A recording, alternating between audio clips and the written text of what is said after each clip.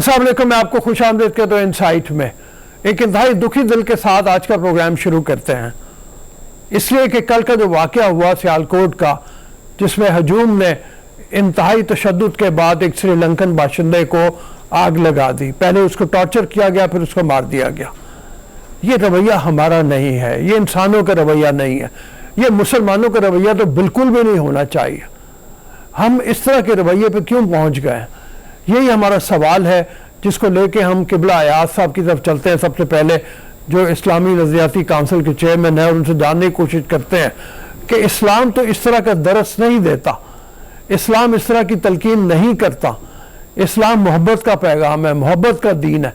लेकिन जब इस तरह के वाक़यात हम करते हैं तो हम दूसरी दुनिया को क्या सिखाने जा रहे हैं, हम उनको क्या बताने जा रहे हैं? और ये भी कि इस मामले में तमाम असातिज़ा का, मेंबर महराब का रोल क्या होना चाहिए, किस तरीके से अवाम के अंदर ये जो मुतशद्दिदाना कार्रवाइयों की एक लपेट में हम आए हुए हैं, इससे हम उनको निकाल पाए। चलते हैं किबला अयाज साहब की तरफ। अस्सलाम वालेकुम किबला अयाज साहब। वालेकुम जी। सर, ये फरमाइए, ये जो सियालकोट का सानिया हुआ है, मैं सोच रहा था कि जिन लोगों ने श्रीलंकन बाशिंदे को इस तरह से टॉर्चर किया, आग लगाई, एक तरह से बेहुरमती हो गई लाश की, ये दिल नहीं कांपे, उनके हाथ नहीं धड़के, दिल नहीं धड़के, हाथ नहीं कांपे? ये क्या हो गया हमारी कौम को? किस तरीके से हम ये बिहेव कर रहे हैं इस वक्त, इस बारे में फरमाइए। बिस्मिल्लाहिर्रहमानिर्रहीम। यकीनन बहुत ही अफसोसनाक वाक़या है, किसी तरीके से भी इसे जायज करार नहीं दिया जा सकता। ये पाकिस्तान के आईन और कानून की कुल्ला खिलाफ वर्जी है, और मुत्तफ़िक़ तौर पे उलमाए किराम ने जो पैगाम पाकिस्तान के एलानिये पे दस्तखत किए हैं उसके भी खिलाफ है। सबसे बड़ी बात यह है कि शरीयत के खिलाफ है। शरीयत ने हरगिज़ इस बात की इजाज़त नहीं दी कि बगैर किसी सबूत के, बगैर किसी अदालती प्रोसेस के, तहकीक के, गवाहों के, कोई बंदा कानून को अपने हाथ में ले ले और खुद ही गवाह बन जाए, खुद ही काजी बन जाए और खुद ही सजा की निफाज की जिम्मेदारी अपने हाथ में रहे, तो बहुत अफसोसनाक है। की इजाजत के बगैर है, इंतहाई सख्त मजम्मत की जानी चाहिए। बिल्कुल ठीक है, आपने सख्त मजम्मत की, मतलब बाकी उलमा कराम भी इसी तरह से हैं, इसकी मजम्मत कर रहे हैं। लेकिन आप ये देखिए कि हम पहुंचे किस तरह से इस मकाम पे, जहाँ इतनी दरिंदगी हमारे अंदर आ गई कि हम लोग इस किस्म की हरकतें करते हैं। आखिर कहीं तो खराबी हुई है हमारे स्टेट के सिस्टम में, हमारे मुल्क के सिस्टम में, हमारी तालीम में कमी रह गई है, कुछ कहाँ कमी रह गई है? बिल्कुल, ये एक उमूमी मसला है। हमारे मुल्क के अंदर, मुआशरे के अंदर तशद्दुद का रुझान, आदम बर्दाश्त का रुझान, तहम्मुल के खत्म होने का रुझान हो रहा है। और इस वजह से कल से मैं ये तजवीज़ दे रहा हूँ कि अब माहिरीन का एक कौमी कमीशन जो है उसका क़याम वक्त की ज़रूरत है, ताकि इस बात का जायज़ा लिया जाए कि हमारे मुआशरे के अंदर क्यों इस किस्म के मुतशद्दिदाना रुझानात आ रहे हैं, और ये कमीशन फिर असबाब तय करे, फैसला करे, असबाब ढूंढे और फिर इसके सद्देबाब के लिए तजावीज़ दे। बरतानिया में ऐसा ही हुआ था आज से कुछ सालों पहले, जब बर्मिंघम में फसादात हुए तो बरतानिया की पूरी कौम ने ये कहा कि इस किस्म के बैलानात हमारी कौम में कैसे आ गए। हुकूमत ने एक कौमी कमीशन कायम किया, उस फौरी तौर पर तहकीकात की और हुकूमत को बहुत सख्त इक़दामात का कहा। चुनाचे 24 घंटों की असास पर अदालतें बनी, शब रोज समाअतें हुई और सजाएं नाफिज की गई, और अब बरतानिया में इस किस्म के वाक़यात दोबारा नहीं हुए। मैं समझता हूँ कि आज पाकिस्तान में भी इस किस्म के एक कौमी कमीशन के क़याम की ज़रूरत है। बहुत अच्छी सजेशन आपकी। ये फरमाइए कि इस कमीशन में किस तरह के लोग शामिल करने का इरादा है, मतलब अगर किया जाए, कमीशन बनाया जाए, आपकी बहुत ज़बरदस्त ये तजवीज़ है, वो कमीशन जो है किस तरह के लोगों पे मुश्तमिल होगा? मेरी तजवीज़ ये है कि इसमें माहिरीन हो कानून के, इसमें नफ्सियात के माहिरीन हो, मुआशरत के माहिरीन हो, जुर्मियात यानी क्रिमिनोलॉजी के माहिरीन हो, मजहब के माहिरीन हो, تاکہ عمومی طور پہ ان اسباب کا جائزہ لیا جائے اور اس کے لیے باقاعدہ ٹائم لائن دیا جائے. ایسا نہ ہو کہ پھر سالوں تک یہ کمیشن اپنا کام رکھے. میں سمجھتا ہوں کہ زیادہ سے زیادہ ہمیں 2 مہینے دینے چاہیے اور پھر اس کے بعد میرا خیال یہ ہے کہ جس طرح برٹن میں ہوا, برٹن کے تجربے سے استفادہ کرنا چاہیے. 24 گھنٹے کی اساس پہ فوری عدالتیں ہوں تاکہ ان لوگوں نے یہ جرم سرزد کیا ہے اس کو فوری طور پر سزائیں دی جائے. اچھا ہمارے ہوتا یہ ہے کہ عمومی طور پہ جس وقت اس طرح کے لوگ کوئی واقعے میں ملوث ہوتے ہیں تو ایک طبقہ ان کو اپنا ہیرو بنا لیتا ہے اور وہاں سے اور بھی گڑبڑ پیدا ہوتی ہے. اس طرح کے بارے میں فرمائیے, مطلب ان کو کنڈیم کرنا آپ نے بھی کر دیا, تمام علماء کرام بھی کر رہے ہیں, لیکن جو طبقہ ہے نیچے ایک, وہ اس سمجھ سے پوری طرح سے آگاہ نہیں ہے. پھر اس وقت جو سبکی ہوئی ہے پاکستان کی پوری دنیا میں, ہندوستان کا میڈیا اچھال رہا ہے اس کو, ہمارے خلاف انتہائی پروپیگنڈا جاری ہے. سری لنکا ہمارا ایک دوست ملک ہے جس کے ساتھ ہمارے بہت اچھے روابط ہیں اور وہ بڑا محبت کرتے ہیں پاکستانیوں سے, سری لنکن جو ہیں, اس کو بھی دھچکا لگا ہے. اس حوالے سے بھی فرمائیے کچھ. سارک تنظیم میں سری لنکا ہمارا بہت بڑا حامی ہے اور سارک تنظیم میں سری لنکا کی وجہ سے پاکستان کی سفارتی پوزیشن بہت مستحکم رہی ہے. تو یہ پہلو یقیناً جس کمیشن کی میں بات کر رہا ہوں, اس پہلو کا مطالعہ یقیناً اس کمیشن کا کام ہونا چاہیے. یہ بہت ہی ایک حساس پہلو ہے جس کی طرف آپ نے بھی اشارہ کیا, میرے ذہن میں بھی یہ بات ہے. بالکل ٹھیک ہے. اچھا یہ فرمائیے کہ ابھی تعلیم میں ہمارے سلیبس میں کافی تبدیلیاں آئی ہیں جہاں پہ ہم نے اسلام کی ایک تصویر صحیح دکھانے کی کوشش کی ہے. اپنے طور پہ ماہرین نے اس کو جس طرح سے بچوں کو پڑھایا جا رہا ہے, قرآن مجید کے بارے میں اسباق ہیں, رسول اکرم صلی اللہ علیہ وسلم کی احادیث مبارکہ کے بارے میں ہیں, ان کی سیرت مبارکہ کے بارے میں. اس سے کوئی فرق پڑے گا بچوں کی تعلیم کے اوپر اور ان کی نفسیات پہ؟ نصاب کی اہمیت سے تو کوئی انکار ممکن نہیں. ماحول بھی بہت اہم ہے, ممبر و محراب کی اہمیت ہے, میڈیا کی اہمیت بہت بڑی ہے. اور میں یہ اعتراف کرتا ہوں کہ کل سے جب یہ واقعہ ہوا, میڈیا کا کردار بہت اچھا ہے. میڈیا نے بہت سخت مذمت کی ہے, ایک ماحول تیار کیا ہے. اسی طریقے سے اگر ممبر و محراب سے بھی مضبوط آواز اٹھنا شروع ہو جائے, نصاب کے اثرات میں تو ذرا وقت لگے گا لیکن اس کی اہمیت سے انکار ممکن نہیں. اچھا, اور یہ فرمائیے کہ جہاں ممبر و محراب کی بات آتی ہے وہاں پہ کیا حکومتی سطح کے اوپر علماء کرام سے یہ مشاورت ضروری ہے کہ وہ ان سے مشورے سے اس کو بہتر کرنے کی کوشش کریں, چونکہ جہاں جس لیول پہ طبقے میں یہ بات ہوئی ہے اس لیول پہ لوگ سوائے ممبر و محراب کے اور کسی کی بات سنتے بھی نہیں ہیں. جو مضبوط آوازیں علماء کرام کی طرف سے آئی ہیں, اگر آپ نے ٹویٹ دیکھا ہو, حضرت مولانا مفتی تقی عثمانی صاحب کا بھی ایک بہت مضبوط ٹویٹ آیا ہے, اور علماء کے ٹویٹس بھی آئے ہیں. میں سمجھتا ہوں اس کو اساس بنا کر ممبر و محراب کو ان بورڈ لانا چاہیے اور اس بات کی مذمت کی جانی چاہیے, کیونکہ اس میں کوئی شک نہیں کہ عوامی سطح پہ ہمارے معاشرے میں متشددانہ رجحانات جو ہیں یہ بہت اندر کی طرف بہت ڈیپ جا رہے ہیں, بہت گہرے جا رہے ہیں, اور ہمیں اس سلسلے میں اب بہت حساسیت کا مظاہرہ کرنا چاہیے. یہ واقعات جو ہیں, سیالکوٹ کا واقعہ بالخصوص ہمارے لیے سچی بات یہ ہے ایک واٹر شیڈ ہے اور اس کو بہت ہی ہم نے سنجیدگی کے ساتھ لینا چاہیے. بالکل صحیح. آپ یہ دیکھیں کہ 2010 میں بھی اس طرح کا ایک واقعہ, اس طرح کا تو نہیں, تھوڑا سا مختلف واقعہ تھا, لیکن یہ ہے کہ ایک متشدد رویہ تھا جب 2 بھائیوں کو ایک چوری اور ڈکیتی کے الزام کے اوپر ہجوم نے مار کے مار دیا اور اس برے طریقے سے ان کی لاشوں کی بے حرمتی ہوئی جس کی کوئی مثال نہیں ملتی. ایسا محسوس ہوتا ہے جیسے 2010 ہی میں کھڑے ہیں, ہم آگے نہیں بڑھے, ہم پیچھے کی طرف ہی جا رہے ہیں جب اس طرح کی رویے کی بات آتی ہے. ہم نے کوئی ذہنی طور پہ ترقی نہیں کی، نہ ہی ہم نے مذہب سے کوئی صحیح مذہب سے سیکھنے کی کوشش کی ہے. اس بارے میں فرمائیے. بالکل میں آپ کی بات سے متفق ہوں. ایسا لگتا ہے کہ ہم تنزل کی طرف جا رہے ہیں. اگر سیال کوٹ کے واقعے سے ایک ہفتے پہلے آپ یاد کریں تو 4 فتح میں بھی اسی قسم کا ایک واقعہ ہوا تھا.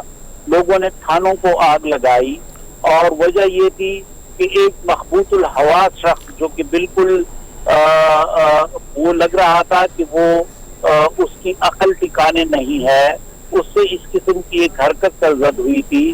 تو لوگوں نے کوئی تحقیق، کوئی عدالت کی طرف رجوع کے بجائے خود قانون کو ہاتھ میں لیا. اس سے پہلے ادھر ادھر اور بھی واقعات ہوئے تھے. اس لیے میں کہتا ہوں کہ اب یہ ضروری بن گیا ہے کہ ہم اس حوالے سے ماہرین کا ایک قومی کمیشن بنانے کی طرف جائیں. Thank you sir. قبلہ یاد صاحب کا کہنا یہ ہے کہ ایک قومی کمیشن بنایا جانا چاہیے جو اس طرح کے اسباب کے اوپر غور کرے اور اس کو زیادہ ٹائم نہیں دینا چاہیے. اس میں علماء کرام، ماہرین قانون، اس میں کرائم کے لوگ جو کرائم کو سمجھتے ہیں اور جانتے ہیں، ان کے نمائندوں کے اوپر مشتمل ایک قومی کمیشن بنایا جانا چاہیے، بالکل ایسے ہی جیسے برطانیہ میں بنا تھا. اور پھر ہمیں حل سوچنا چاہیے کہ یہ جو کاروائیاں بڑھ رہی ہیں اس کا سدباب کس طرح ممکن ہے. یہ جو اسلام، جیسے میں نے پہلے کہا، ہمیں درس دیتا ہے ایک انسانیت کا، محبت کا، اس پیغام کو جاری رکھنے کے لیے کیا کرنا چاہیے. ابھی اجازت دیجیے ایک بریک کے لیے، بریک کے بعد واپس آتے ہیں آپ کی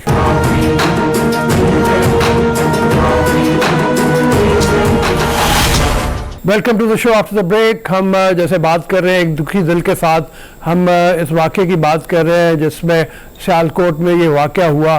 متشدد رویہ رکھا گیا، لوگوں نے ایک سری لنکن شہری کو جلا دیا، اس کی بے حرمتی کی، لاش کی، اور ہم سب شرمندہ بیٹھے ہوئے ہیں. راغب نعیمی صاحب ہمارے ساتھ موجود ہیں، اسلامی اسکالر ہیں. ان سے چل کے بات کرتے ہیں کہ ایسے مجرموں کی جنہوں نے یہ کیا، ان کی کیا سزا ہونی چاہیے، کس طریقے سے پھر ساتھ میں یہ کہ لوگوں کو سمجھایا جائے کہ اس طرح سے مذہب کو اپنے ہاتھ میں لینا سراسر غلط ہے. چلتے بات کرتے ہیں راغب نعیمی صاحب سے. السلام علیکم جناب. وعلیکم السلام ورحمۃ اللہ وبرکاتہ. سر یہ فرمائیے، کل جو لوگوں نے واقعے کو ہاتھ میں لے لیا، کس طریقے سے سری لنکن باشندے کے ساتھ ایک ظلم کیا گیا، اس حوالے سے کیا کہیں گے آپ؟ پہلی بات تو یہ ہے کہ ہم اس واقعے کی بھرپور طریقے سے مذمت کرتے ہیں. دوسری بات یہ ہے کہ لوگوں نے مذہب کو باضابطہ اطفال بنا دیا ہے اور سمجھتے ہیں کہ مذہبی معاملات اتنے سادہ ہیں کہ ان کے اوپر جو چاہے اپنی مرضی کے مطابق فیصلہ دینا، فیصلہ دیں، اور جو چاہے اس کے اوپر عدالت لگانا، عدالت لگا کے سزا دینا. یعنی ان تمام چیزوں کو اتنا آسان کر دیا گیا معاشرے کے اندر کہ مجھے تو کبھی کبھی اس کی خوفناک حد تک اس کی گہرائی کا جب احساس ہوتا ہے کہ ایک وقت ایسا آئے گا کہ صرف اپنی رائے کے اختلاف کے اوپر دوسرے بندوں کو قتل کر دیا جائے گا اور دوسرے بندوں کے ساتھ کے خون کے ساتھ ہولی کھیلی جائے گی. اور یہ معاشرے کی انارکی کا انتہائی گرا ہوا مقام ہے جس کے بارے میں ہم تمام علماء کو، مفکرین کو اور تمام اہل علم کو مشترکہ طور پہ بیٹھ کے سوچنے کی ضرورت ہے کہ ہم کس طرح اپنی عوام کو اس گرداب سے باہر نکال سکتے ہیں. بالکل آپ نے صحیح فرمایا، لیکن مسئلہ یہ ہے کہ آپ جیسا معروف عالم دین ہے اسلام کو، آپ بہت بڑے اسکالر ہیں، آپ یہ فرمائیے کہ یہ اس پوائنٹ تک پہنچ کیسے گئے، ہم ایسے مقام پہ کیسے پہنچ گئے؟ ہماری تربیت تو شروع میں تو ایسی نہیں تھی، اتنا تشدد ہمارے اندر نہیں تھا، یہ آ کیسے گیا ہے اور اس کا سدباب کیسے کیا جائے؟ پھر ہمیں ان تمام اسباب کی طرف کیٹیگوریکلی دیکھنا چاہیے. ایک بڑا سبب تو یہ ہے کہ چند مذہبی رہنماؤں کی سوچ پرویل کرنے لگی ہے معاشرے کے اوپر، سوسائٹی کے اوپر، اور سوسائٹی اپنی دانش میں جو سوچنے اور سمجھنے کی صلاحیتیں ہیں اس کو چھوڑتی چلی جا رہی ہے. دوسری طرف علم کے ساتھ جو ہمارا تعلق کہ بھلے سے وہ مذہبی علم ہے، بھلے سے وہ دنیاوی علم ہے، وہ تعلق بھی ہمارا کمزور ہوتا چلا جا رہا ہے. اور تیسری بڑی بات جو کہ معیشت کے حوالے سے ہے، لوگ مجبور ہو رہے ہیں کم تر کام کرنے کے اوپر. اور چوتھی بڑی چیز یہ ہے، لوگ یہ سمجھتے ہیں کہ ہماری عدالتیں بھرپور طریقے سے اپنا کردار ادا کر نہیں پا رہی ہیں لوگوں کو سماجی انصاف دینے میں، امن و امان قائم کرنے میں. اچھا یہ فرمائیے جب اس طرح کا واقعہ ہوتا ہے تو اس کے مجرموں کے ساتھ شریعت کیا کہتی ہے, کیا سلوک کیا جائے کہ لوگوں کے لیے مثال بھی بنے اور لوگ باز بھی رہیں اس طرح کی حرکتوں سے؟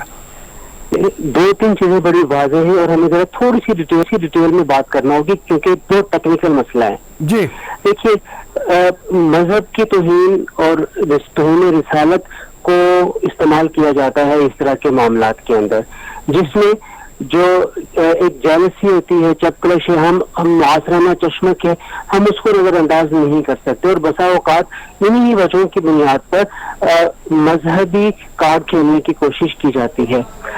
اگر ہم اس کو ایک طرف بھی رکھ دیں, اگر کسی بھی فرد کے حوالے سے اس قسم کی کوئی معاملہ سرزد ہوتا ہے تو عامت الناس کو قانون کو اپنے ہاتھ میں لینے کی بجائے جو قانون کا دائرہ کار ہے اسے اختیار کرنے کی ضرورت ہے. وہ کیا ہے, اس کے باقاعدہ جب قانون میں اس کے حوالے سے دفعات رکھی گئی ہیں, طریقہ کار ضابطہ کار موجود ہے, FIR کٹے, ملزم کو پکڑ کے پولیس کی کسٹڈی میں دیا جائے, عدالت میں جا کے معاملات کو دیکھا جائے اور پھر عدالت جو فیصلہ کرے اس فیصلے کو مانا جائے, بجائے یہ کہ عدالتی فیصلے کو اپنے ہاتھ میں لے کے خود سے منصف بن کے فیصلے کو نافذ کرے. عدالتیں موجود ہیں, کیا جائے کہ عدالتوں کے طریقہ کار کے اوپر ڈبیٹ ہو سکتی ہے, ان کے دلی نس کے اوپر ہم بات کر سکتے ہیں, لیکن پھر بھی جب عدالتیں موجود ہیں کسی کو بھی اس طریقے سے اپنے ہاتھ میں قانون کو لینے کی ضرورت نہیں. اور اگر کوئی لے لیتا ہے تو پھر یہ دیکھا جاتا ہے کہ وہ بندہ جس کے ساتھ یہ معاملہ ہوا ہے وہ واقعی اکیوز تھا یا نہیں تھا. اور ہم یہ دیکھتے ہیں کہ 90% ایسے بندے اکیوز نہیں ہوتے ہیں, اور جب وہ اکیوز نہیں ہے اور اس کے ساتھ یہ سلوک کر دیا گیا ہے تو جنہوں نے یہ سلوک کیا ہے ان کے ساتھ قرار واقعی جو قانون کے مطابق طریقہ کار ہے اور جو جرم بنتا ہے اس کے مطابق انہیں سزا دی جانی چاہیے. بالکل ٹھیک ہے آپ نے جیسے فرمایا. آپ ذرا یہ بھی بتائیے کہ جس لیول پہ یہ پبلک آ گئی ہوئی ہے اس کا کیا کیا جائے, ان کو کیسے کس طریقے سے سمجھایا جائے؟ ابھی بھی بے شمار لوگ ایسے ہوں گے جو اس طرح کے واقعے کے جن لوگوں نے کیا ہے ان کو سپورٹ کر رہے ہوں گے. جی بالکل ہوں گے. اس میں یہ ہے کہ علماء, مفکرین اور معاشرے کے ان معاملات کے اوپر نظر رکھنے والے, سماج کو سمجھنے والے جو اہل علم ہیں انہیں ان کی بیٹھک کروائی جائے, انہیں ایک جگہ پہ جمع کروایا جائے اور ان سے رول آف لا کے بارے میں بات کروائی جائے, قانون کو اپنے ہاتھ میں نہ لینے کے بارے میں بات کروائی جائے. اور یہ ایٹ اے لارج پروگرام ہونا چاہیے اور اس میں حکومت کا جتنا اہم کردار ہو سکتا ہے ہم کسی اور کو بروئے ذمہ نہیں کر سکتے, اور خاص طور پہ ہمیں حکومت کو ہی آگے لے کے چلنا پڑے گا کہ حکومت دیکھے کہ کس طریقے سے لوگوں کے اندر بڑھتی ہوئی فرسٹریشن جو کہ مذہب کے حوالے سے ہے اس کو کم کیا جا سکے. اور اگر حکومت کامیاب نہیں ہوتی اس کو کم کرنے میں تو پھر یہ واقعات اس سے بھی آگے بڑھتے ہوئے نظر آ رہے ہیں جہاں پہ چھوٹی سی بھی مذہبی بات کو شاید لوگ تسلیم کرنے سے بھی انکار کرتے ہیں. تھینک یو سر, بہت مہربانی. آپ نے جو سجیشن دی وہی تقریباً قبلہ ایاز صاحب نے فرمایا کہ اس وقت بہت ضروری ہے قومی کمیشن بنایا جائے اور لوگوں کو آپس میں اکٹھا کیا جائے, علماء کرام کو اکٹھا کیا جائے, کرائم کو سمجھنے والے لوگوں کو اکٹھا کیا جائے, قانون دانوں کو اکٹھا کیا جائے, اور پھر ساتھ میں یہ بھی جیسے آپ نے فرمایا کہ جو لوگ مجرم ہیں اس واقعے میں ملوث ہیں ان کو قرار واقعی سزا دی جائے. یہ سزا ایسی مثالی ہونی چاہیے کہ آئندہ کوئی بھی شخص مذہب کے نام پہ اس طرح سے قانون کو اپنے ہاتھ میں لینے سے اعتراض کرے. ابھی اجازت دیجیے, اگلے سیگمنٹ میں پھر ملیں گے. اجازت دیجیے بریک کے لیے.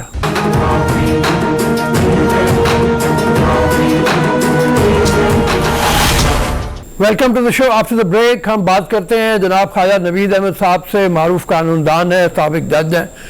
جیسے تمام پاکستانی کو اس وقت دل دکھا ہوا ہے مہنگائی کے ہاتھوں, ان کا بھی دل دکھا ہوا ہے. ان سے میں اکثر بات کرتا رہتا ہوں اور وہ کہتے ہیں کہ اس وقت تو یہ پورے سسٹم کو بدل دینے کی ضرورت ہے جس کے بغیر شاید ممکن نہیں ہوگا مہنگائی پہ قابو پانا. مہنگائی بڑھے گی تو اس کے ساتھ اسٹریٹ کرائم بڑھے گا, اس کے ساتھ بہت سے جرائم بڑھیں گے, غربت کی لکیر سے اور ذرا لوگ نیچے جائیں گے. کیا کیا جائے؟ آپ بھی مجبور بیٹھے ہیں, ہم بھی مجبور بیٹھے ہیں, لیکن چلتے ہیں خواجہ صاحب سے بات کرتے ہیں. خواجہ صاحب کیا کہتے ہیں اس بارے میں؟ السلام علیکم خواجہ صاحب. وعلیکم السلام رؤوف صاحب. سر یہ بتائیے کہ پاکستان میں تو کہا گیا تھا کہ باہر سے لوگ آئیں گے ملازمت کرنے کے لیے, تو یہاں تو مہنگائی اتنی زیادہ ہو گئی, یہاں کی معیشت کا برا حال ہے, ایسے میں اپنے لوگوں کو جاب نہیں مل رہی تو باہر والے کہاں سے آئیں گے؟ اس بارے میں فرمائیے گا. خواب دیکھنے پر تو پابندی نہیں ہے نا, تو یہ ہم نے خواب دیکھے تھے, ہمیں دکھائے گئے تھے, اور ہائیسٹ لیول سے یعنی پرائم منسٹر لیول سے دکھائے گئے تھے. تو ہم تو سادہ لوگ ہیں, پھر بلیو کرتے ہیں نا ان چیزوں میں, لیکن وہ سارے چکنا چور ہو گئے خواب. اب وہ جب آنکھ کھلی تو وہ کیا کہتے ہیں, وہ جمیلے کی فلم تھی, وہ کہنا سب تو سونے آتے مائی من مونے. پھر جب اس کی آنکھ کھلتی ہے تو وہ چارپائی کی ادوائن میں اس کا سر پھنسا ہوتا ہے فلم رنگیلا میں. ہمارے ساتھ بھی وہ رنگیلے والا حال ہو گیا سر. اچھا, تو اب آپ یہ دیکھیے نا کہ آپ کو بھی ظاہر لوگ ملتے ہوں گے, آپ بھی بازار بھی جاتے ہوں گے, جو معیشت کا حال ہے اس کے بارے میں جتنا بھی کہا جائے کم ہے. معیشت برے حال میں ہے. آئی ایم ایف سے قرض پہ قرض لے کے, وہ انور مسعود صاحب نے کہا نا کہ قرض پہ قرض لے کے ہنستے ہو شرم تم کو مگر نہیں آتی, اور پھر ہم وعدوں پہ بیٹھے ہوئے ہیں کہ ہمیں سعودی عرب سے اتنے ہزار پاؤنڈ ڈالر پتہ نہیں کیا کیا کچھ آ جائے گا, اتنے بلین آ جائیں گے, وہ ہمیں نہیں ملتے تو ہماری پوری سٹاک مارکیٹ گر جاتی ہے. ہم کیا کریں کیا مطلب ہم سر؟ تو اکانومی جب باہر کی ان کے اوپر موسمی ہواؤں کے اوپر انحصار ہوتا ہے تو وہ جو اکانومی جو ہے سر, جب وہ بیرونی ہواؤں کے دوش پہ ہو تو وہ تو پھر اچکولے کھاتی رہتی ہے سر. کبھی ہوا کا جھونکا آتا ہے تو تازی ہو جاتی ہے, اور جب وہ جھونکا چلا جاتا ہے تو ڈوب جاتی ہے. تو ہم تو اپنے اوپر تو کوئی انحصار ہے ہی نہیں, ورنہ آپ دیکھیں سر ہمارا ایگریکلچر ملک ہے. ہم دالیں اگاتے تھے, گندم اگاتے تھے, دنیا جہان کی جو بھی اجناس ہے ہمارے ہاں سے نہ صرف اپنی ضرورت پوری کرتے تھے. ہم نے کبھی سنا ہی نہیں تھا بچپن میں کبھی کہ ہمارے ملک میں کبھی دال, آٹا یا کوئی چیز گندم امپورٹ ہوئی ہو. ٹھیک ہے نا, وہ ایک امریکہ کی لال رنگ کی گندم ہوتی تھی جو امداد میں آتی تھی غربت کسی پروگرام کے تحت, تو غریبوں کو بانٹنے کے لیے, اور وہ بھی کوئی غریبوں میں بانٹی جاتی تھی. لیکن کبھی ہم نے اپنے ملک کے استعمال کے لیے گندم امپورٹ نہیں کی تھی, کبھی کوئی دال امپورٹ نہیں کی تھی, کبھی چنا امپورٹ نہیں کیا تھا. آج صرف دالوں کو, چنے کی امپورٹ کا جو آپ بل دیکھ لیں وہ اتنا بڑا ہے کہ وہ تبھی تو وہ ڈیفیسٹ آتا ہے. مجھے اکنامکس نہیں آتی لیکن اتنا ضرور پتا ہے کہ جب اتنا زیادہ امپورٹ کا بل ہوتا ہے اور پھر ایکسپورٹ نہیں ہوتی تو پھر وہ ہمارا خزانہ خالی ہو جاتا ہے. اور مطلب اس حوالے سے یعنی اگر ہمارے وزیر خزانہ یہ کہتے ہیں کہ 3 مہینے مشکل کے, اس کے بعد سب کچھ ٹھیک ہو جائے گا, اس کے بعد وہ کہتے ہیں تو پرائم منسٹر نے تو اس سے زیادہ کہہ رکھا ہے, انہوں نے کہا گھبرانا نہیں, اور 3 سال سے کہا ہوا ہے, اور ہم گھبرا تو نہیں رہے ہیں لیکن اب کیا کریں گے حالت پہ آ گئی ہے. ہم تو گھبرا رہے ہیں بہت زیادہ, مطلب گھبرا رہے ہیں نا سر, اب بہت زیادہ گھبراہٹ ہو گئی ہے. جی سر ٹھیک ہے, تو یہ فرمائیے کہ ڈالر جو ہے وہ اس وقت 178-79 روپے پہ پہنچا ہوا ہے, اور اس کے بارے میں کہہ رہے ہیں اس نے اور اوپر جانا ہے, اور وزیر خزانہ ہمارے کہہ رہے ہیں کہ یہ ایکچوئل اس کی قیمت 165 روپے ہے, یہ واپس آئے گا اس کے اوپر. یہ کیسے واپس آئے گا؟ ایک بار چڑھی ہوئی چیز کوئی آپ کو لگتی ہے کوئی ہوگی کوئی ایسی؟ پاکستان میں جو چیز سوائے یہ اپنا یہ بال کے جو آسمان میں جاتا ہے وہاں میں واپس آ جاتا ہے, اس کے علاوہ آج تک اوپر چڑھی ہوئی چیز پاکستان میں کوئی نیچے نہیں اتری. پرائس ایک دفعہ اوپر گئی ہے, چینی کی گئی ہے, آپ دیکھ لیں آج تک نیچے نہیں آئی. 58 روپیز سے شروع ہوئی ہے اور جو پتہ نہیں کتنے پہ آ گئی ہے, 110 پہ ہو گئی ہے شاید. ہاں بالکل. تو مطلب آپ یہ فرمائیے, آپ تو اتنے معروف قانون دان ہیں, آپ کو بھی پنچ محسوس ہوتا ہے ویسے جب؟ ہر آدمی کو ہوتا ہے سر, ظاہر ہے ہم بھی اسی معاشرے میں رہتے ہیں, اور سپر مارکیٹ ہم بھی جاتے ہیں سودا خریدنے کے لیے, تو وہی بات ہے کہ پرس ہی خالی ہو جاتا ہے اور سودا پورا نہیں آتا. اچھا, کسی زمانے میں وہ کہتے تھے نا کہ حبیب جالب نے جو کہا تھا کہ پتہ نہیں کیا 10 روپے من ہے آٹا اور پھر بھی اتنا سناٹا. اب عام جو ہے 20 روپے من آٹا پھر بھی ہر سو سناٹا. جی صدر ایوب زندہ باد. جی جی جی جی جی اس کو یاد کرتے ہیں ابھی ہیں. آپ کا خیال ہے کہ عوام جو بیٹھے ہوئے ہیں اس وقت تک چیخ نہیں رہے, بول نہیں رہے, باہر نہیں نکل رہے, اس کی وجہ کیا ہے کہ بے حس ہو گئے ہیں یا اتنے؟ عوام بے حس نہیں ہو گئے سر, عوام کو ایک لیڈر بھی چاہیے ہوتا ہے. اس وقت لیڈر بیچارے یہ جو ہیں ہمارے اپوزیشن کے, یہ اپنی اپنی افراتفری میں پڑے ہوئے ہیں. کچھ پہ کیسز لگے ہوئے ہیں, کچھ کا ایم صرف اپنا کیس رکوانا ہوتا ہے یا کیس کی تاریخ سے ایک دن پہلے وہ کوئی اس طرح سا کرتے ہیں. آپ کی کال آ گئی جی دوبارہ. جی سر, تو وہ کیس جو رکوانے کے لیے لوگ کرتے ہیں تو وہ یعنی عوام کو صحیح طرح لیڈ نہیں کر رہے, نہ گائیڈ کر رہے ہیں.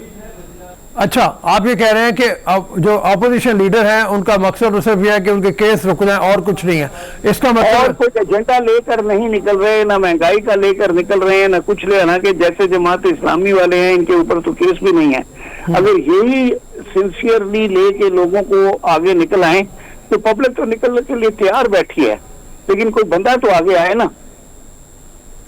ہاں, لیکن آپ دوسری چیز اور بھی دیکھیں لوگ صاحب جی, عوام کے نکلنے سے کوئی فائدہ فی الحال ہو نہیں رہا. آپ کو یاد ہوگا کہ ہمارے ہاں سسٹم یہ ہے, اگر آپ شروع کریں ایوب خان کے زمانے سے 4 آنے چینی مہنگی ہوئی تھی, ٹھیک ہے نا جی, تو ڈیکا راما کا وہ زمانہ تھا, تو اس وقت ایوب خان کے خلاف ہنگامے شروع ہو گئے. چلتے چلتے چلتے پھر 1969 آیا, تو 69 میں ایوب خان نے کہا جی کہ میں استعفیٰ دیتا ہوں اور ملک کی باغ دوڑ یا خان کے ہاتھ کرتا ہوں, اور یہ اب آپ کا لک آفٹر کریں گے اور ملک میں خوشحالی کا دور دورہ ہوگا. تو گورنمنٹ جو ہنگاموں سے نہیں گئی, ہنگاموں کے بدلے میں ایوب خان صاحب کو جو بھی ایڈوائز ہوئی اور انہوں نے ہینڈ اوور کر دیا. اچھا, اس کے بعد جب بھی کبھی گورنمنٹ گئی ہے تو وہ سر مختصر حلقوں نے یا تو ختم کیا ہے, یعنی کبھی ایسا نہیں ہوا کہ یہاں کوئی گورنمنٹ کا سربراہ ایسا ہو کہ جس نے ایجیٹیشن دیکھ کر استعفیٰ دے دیا ہو. تو آپ فرما رہے تھے کہ حکومتیں مختلف طریقے سے جاتی رہی ہیں. ہمارے ہاں جتنی دفعہ گورنمنٹ دیکھی گئی ہے, پہلے تو 58(2) بھی ہوتا تھا, تو حکومت ڈیزالو کر دی جاتی تھی کانسٹیٹیوشنل کے ذریعے سے. تو 90 کی دہائی میں دیکھیں تو 2 مرتبہ پیپلز پارٹی کی حکومت کو ڈسمس کیا گیا, 2 دفعہ نواز شریف کی گورنمنٹ کو ڈسمس کیا گیا. وہ میوزیکل چیئر بنا ہوا تھا, وہ ان کو اٹھاتے تھے, پھر دوبارہ دوسرا آ جاتا تھا, پھر ان کو اٹھاتے تھے, پھر وہ آ جاتا تھا. تو کبھی اس وقت بھی 58(2) بھی کے تحت ہٹائی گئی. کبھی ایجیٹیشن پہ کسی نے نہیں کیا, استعفیٰ نہیں دیا. 1970 سے 2 موومنٹ چلی ہیں پاکستان میں. ایک 1967 کی چلی تھی ایوب خان کے خلاف, اور وہ جو ہے 69 میں جا کے مارشل لاء پہ ختم ہوئی. دوسری سر موومنٹ جو چلی ہوئی ہے تو وہ 77 والی, سن 77 کے جو بھٹو نے الیکشن کرائے تھے, اس کو PNA کی موومنٹ کہتے ہیں. وہ 9 ستارے جو تھے وہ مل گئے تھے, 9 اتحاد تھے, پارٹیاں تھیں. اچھا, انہوں نے بڑی زبردست موومنٹ چلائی, 4 مہینے چلتی رہی, اور چوتھے مہینے آخری 4 اپریل کی رات کو جب ان کا آپس میں معاہدہ ہوا اور پتہ چلا کہ پھر وہ کوثر نیازی نے کہا کہ پھر لائن کٹ گئی اور رات کو ٹیک اوور ہو گیا, ٹھیک ہے, تو وہ سارے مری کے مہمان بن گئے, اور وہ بھٹو کی پوری جو کیبنٹ تھی وہ مری چلی گئی. اس وقت بھی گورنمنٹ جو ہے بھٹو نے خود استعفیٰ نہیں دیا تھا, اور وہ بھی ملٹری انٹرونشن سے گورنمنٹ ختم ہوئی. اچھا, اب اس وقت یہ ہے کہ ہماری اسٹیبلشمنٹ جو ہے فل سپورٹ کر رہی ہے عمران خان کو. اب اگر عوام ایجیٹیشن کریں گے بھی, عمران خان نے خود تو استعفیٰ دینا نہیں ہے اور انہوں نے ٹیک اوور نہیں کرنا, اور پوزیشن یہ ہے کہ عوام اگر جلوس نکالیں گے تو روڈوں کے اوپر خواری ہوتے رہیں گے, یا پھر جو اس میں گرفتار ہوں گے وہ گرفتار پڑے رہیں گے, اپنی ضمانتیں کراتے رہیں گے. یعنی سڑکوں پہ نکلنے کا حاصل وصول کچھ بھی نہیں ہے. اچھا, آپ جیسا فرمائیے کہ آپ جیسا شخص جو ہے اس وقت حکومت سے, کیا وہ بھی بہت مایوس بیٹھا ہوا ہے؟ سبھی مایوس ہیں سر, ہم بھی عوام میں سے ہیں, تو جو عوام کے خیالات ہیں وہ ہمارے بھی وہی ہیں. اور اس کا کوئی سلوشن آپ کو نظر آتا ہے کہ اس کا حل کیا کیا جائے؟ دیکھیں نا سر, امید نظر نہیں آتی. انہوں نے وزیر خزانہ بھی بدل کر دیکھ لیا, حفیظ شیخ کی جگہ شوکت ترین صاحب کو لائے تھے, اور ہمارا خیال تھا کہ شاید کوئی حالات بدل جائیں گے, لیکن حالات کوئی ایسے سامنے تو نظر نہیں آئے. अंदर IMF लेवल पे कोई बदल गए हों तो हमें पता नहीं है, लेकिन सतही तौर पे कुछ तो अवाम की हद तक तो कोई बदले नजर नहीं आए। इस गुर्बत डॉलर तो शौकत तरीन साहब के आने के बाद कितना महंगा हुआ है वो आपको आइडिया होगा जी, इसके जब असरात वो आए थे तो शायद 160 का था, अब शायद 178 का हो गया। जी जी, इस वक्त इसके असरात जो हैं जब आम आदमी पे पड़ते हैं तो उसका नतीजा ये निकलता है कि बेरोजगारी बढ़ रही है तो उससे क्राइम का डर है।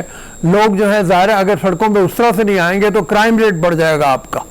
वो तो फिर देख रहे थी तंग आमद बजंग आमद, और स्ट्रीट क्राइम अभी ऑलरेडी काफी बड़ा हुआ है, और अभी तो वो सीजन जैसे आते हैं, मिसाल के तौर पे ईद का सीजन आता है, रमजान का आता है, तो उसमें फिर और ज्यादा प्रेशर आता है, और ये स्ट्रीट क्राइम वाले सड़कों पे निकल आते हैं, उन्हें भी घर के लिए खर्चा चाहिए होता है, तो वो फिर बढ़ जाता है क्राइम।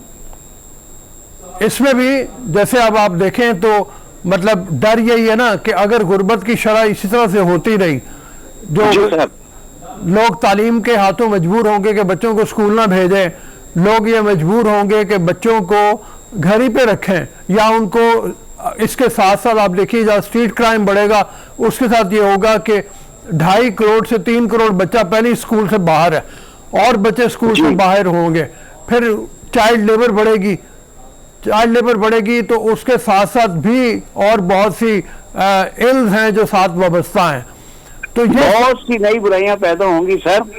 और इस वक्त पूरी इकोनॉमी की कोई दोबारा से इंस्टॉलेशन होनी चाहिए ताकि किस तरह से इस काम को चलाया जाए। तो उसके लिए क्या मतलब सजेस्ट करते हैं, क्या मतलब मुआशी टीम नई आए, वो देखे कि हमसे तो हो नहीं रहा, अगर इस टीम से तो क्या किया जाए? अच्छा, पूरी माशी स्कीम कोई नई लाएं, कोई रेवोल्यूशन टाइप की चीज हो जिसमें आइडिया ही नया हो, और ये प्राइवेट एंटरप्रेन्योरशिप को खत्म करके सिस्टमेटिकली कुछ इस तरह से कोई स्टेट ओन कर दिया जाए ताकि चीजों की कीमतें स्टेबल हो जाएं, आम आदमी की एक्सेस तक सब चीजें चली जाएं। मैंने पहले आपके प्रोग्राम में भी एक दफा सजेस्ट किया था, जैसे इनसे चीनी कम नहीं हो रही तो कम से कम ये कर लें कि जितनी शुगर मिले इन सबको नेशनलाइज कर लें ताकि हुकूमत की हो जाएगी चीनी, फिर हुकूमत अपनी मर्जी से जितने की चाहेगी बेच लेगी। अच्छा, मिले वैसे भी किसी ने अपने पैसों से नहीं लगाएंगी, सारी बैंक के पैसों से लगी हुए हैं, सारा पैसा बैंकों का, इनका सिर्फ प्लॉट है। अच्छा, लेकिन तो कोई इकोनॉमी में कोई इस तरह की स्टडी की जाए ताकि ये सारा सिस्टम रिवाइज हो जाए और उससे जो हमारी इंपोर्ट्स हैं और एक्सपोर्ट्स हैं इनकी पॉलिसीज दोबारा मुरतब की जाएं ताकि इनमें बैलेंस हो। अभी तो हालत ये है सर कि आम आदमी को खाने के लिए आलू नहीं मिलता, और आप अगर जाएं सुपर स्टोर में तो वहाँ कुत्ते की खाने की खुराक इंपोर्ट हो रही है, सारी इंपोर्टेड है, बिल्लियों की खुराकें भी सारी इंपोर्टेड हैं, तो वो भी आ रही हैं, तो ये भी तो इंपोर्ट का हमारा डॉलर ही लगते हैं ना। हाँ, तो इसमें डबल स्टैंडर्ड फिर आम आदमी के भी है ना कि एक तरफ तो वो लोग हैं जो गुर्बत के हाथों पिस रहे हैं, दूसरी तरफ जो है वो बाहर से महंगी गाड़ियां मंगवाना, ये आपने जैसे कहा कुत्तों की खुराक मंगवाना, बिल्लियों की खुराक मंगवाना, वो भी है, मतलब ये डबल स्टैंडर्ड है। फिर टैक्सेशन का निज़ाम इंतहाई कमज़ोर है, अक्सर ताजर आपके टैक्स नहीं देते, अगर टैक्स का निज़ाम ही बेहतर हो जाए तो कहते हैं काफ़ी मुआशी रिकवरी हो जाएगी। जी सर, ये पूरा सिस्टम जो है ना सर, इसको रिवाइज करने की जरूरत है, क्योंकि इस सिस्टम के अंदर रह के तो मेरे ख्याल में कोई अभी फिलहाल करप्शन नहीं हो रही। तो करप्शन के ये जैसे होता है ना सर, एक टेलीफोन की तार होती है, जगह जगह से कटी होती है, फिर वो उसमें खड़खड़ आती है, फिर एक दिन आता है वो वायरमैन, वो कहता है सर तार बदलनी पड़ेगी, फिर वो नई तार डाल जाता है, फिर टेलीफोन की आवाज सही आ जाती है। इसी तरह ये सिस्टम भी है ना, ये तार हमारे सिस्टम की जगह जगह से कट गई है, अब हम इसको पंक्चर लगा लगा के चला रहे हैं, लेकिन ये तार बदलनी पड़ेगी। खाई साहब की बात से मुझे मुनीर न्याजी की एक नज़्म याद आती है, उसी पे ख़त्म करते हैं आज का प्रोग्राम। सिरते कोपनेर ते धरती उते काल, पैरी कंडे जहर देते लौज पे जय वाल, जतन करो कोई दोस्तों तोड़ो मौत दा जाल, फड़ मुरलिए रांझिया ते कट कोई तिखी तान ते मार कोई तीरे मिर्जिया खिंच के वाला समान। ایسا تیر لگے کہ پورا سسٹم تتر بتر ہو جائے, ٹوٹ پھوٹ جائے, اور شاید اس میں سے کوئی نیا سسٹم نکلے. اس کے ساتھ ہی اجازت چاہتا ہوں, کل پھر ملیں گے. اللہ حافظ.